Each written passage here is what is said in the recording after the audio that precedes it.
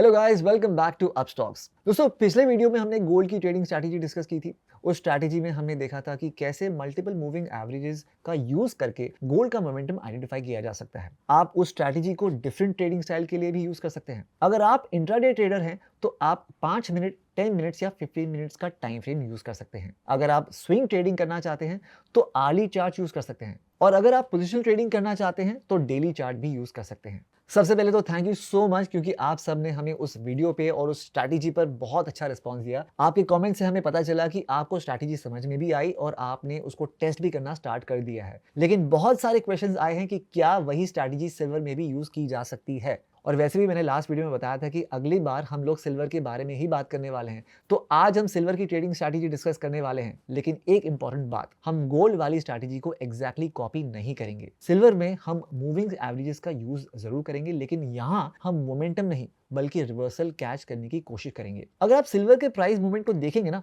तो आप एक इंटरेस्टिंग चीज नोटिस करेंगे। प्राइसेस जब ऊपर जाते हैं तो अक्सर वहां से रिवर्सल देखने को मिलता है, फिर प्राइस नीचे आते हैं और वापस रिवर्स करते हैं। इसलिए सिल्वर में मोमेंटम के साथ साथ रिवर्सल को भी समझना बहुत बहुत जरूरी है। अब सवाल यह है कि क्या गोल्ड वाली स्ट्रैटेजी सिल्वर में काम करेगी? बिल्कुल करेगी, लेकिन आज जो स्ट्रैटेजी हम डिस्कस करेंगे उसमें हम रिवर्सल जोन्स आइडेंटिफाई करेंगे। और रिवर्सल ट्रेडिंग का एडवांटेज ये होता है कि अक्सर स्टॉप लॉस छोटा होता है और टारगेट बड़ा मिल सकता है। तो दोस्तों, बिना किसी डिले के शुरू करते हैं सिल्वर की ट्रेडिंग स्ट्रैटेजी। मैंने आपके सामने सिल्वर का चार्ट ओपन कर लिया है। आप चाहे तो सिल्वर का चार्ट यूज कर सकते हैं या सिल्वर 100 का चार्ट भी अप्लाई कर सकते हैं। ये स्ट्रैटेजी सिल्वर, सिल्वर मिनी और सिल्वर माइक्रो सभी प्रोडक्ट्स में आप यूज कर सकते हैं। हम यहाँ आर्ली चार्ट का यूज करेंगे। सबसे पहले हमें आइडेंटिफाई करना है कि कौन से जोन से सिल्वर रिवर्सल ले सकता है। इसके लिए हम एक इंडिकेटर का यूज करेंगे, Bollinger band. Bollinger band basically moving average के अराउंड प्राइस मूवमेंट को शो करता है। नॉर्मली बॉलिंजर बैंड में 20 पीरियड मूविंग एवरेज और 2 स्टैंडर्ड डिविएशन यूज होता है, लेकिन हम यहाँ इसको थोड़ा मॉडिफाई करेंगे।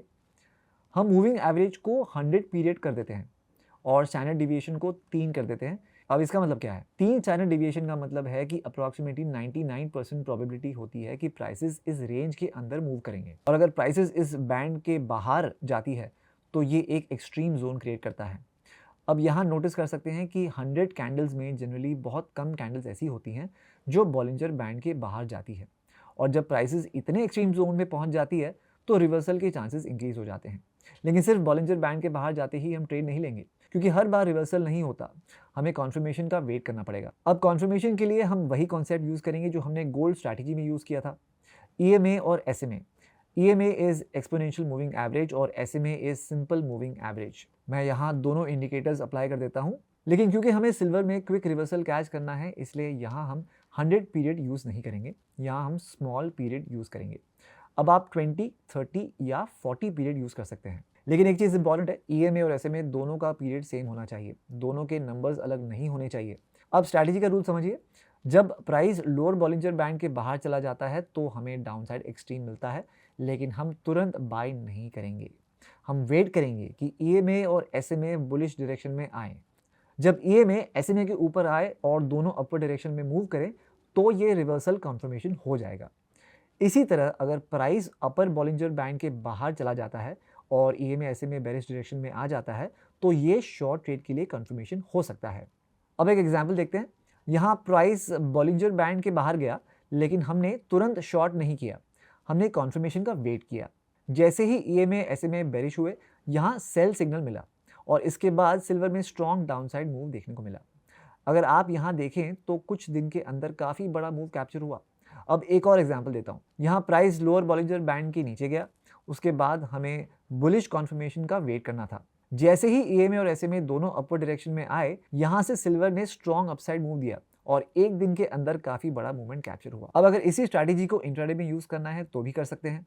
आप 5 मिनट टाइम फ्रेम यूज कर सकते हैं। यहाँ जब प्राइस लोअर बॉलिंजर बैंड के पास गया और रिवर्सल स्टार्ट हुआ तो सिर्फ कुछ कैंडल्स के अंदर ही स्ट्रॉन्ग मूव देखने को मिला। इसी तरह दूसरे एग्जाम्पल में भी इंट्राडे में अच्छा मूवमेंट कैप्चर हुआ। तो दोस्तों, ये है सिल्वर की कंप्लीट रिवर्सल स्ट्रैटेजी। आपको सिर्फ कुछ चीजें याद रखनी है। Bollinger band, 100 period moving average, 3 standard deviation, और मूविंग एवरेज EMA और SMA का सेम पीरियड होना चाहिए। आप 20, 30 या 40 यूज कर सकते हैं।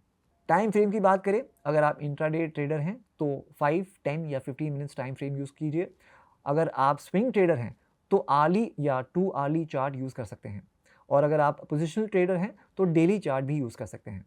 दोस्तों, किसी भी स्ट्रैटेजी को डायरेक्टली लाइव मार्केट में यूज करने से पहले उसकी टेस्टिंग जरूर कीजिए। सिल्वर में कुछ दिन इस स्ट्रैटेजी को बैक टेस्ट कीजिए, ट्रेड नोट कीजिए, और जब आपको कॉन्फिडेंस आ जाए उसके बाद ही आप मार्केट में यूज कीजिए। मैं ये सजेस्ट करूंगा कि इस वीडियो को आप एक बार नहीं, दोबारा देखिए, 3-4 बार देखिए शांति से, क्योंकि स्ट्रैटेजी को समझना सबसे इंपॉर्टेंट है। पहले स्ट्रैटेजी को समझिए, फिर टेस्ट कीजिए और उसके बाद ही ट्रेडिंग स्टार्ट कीजिए।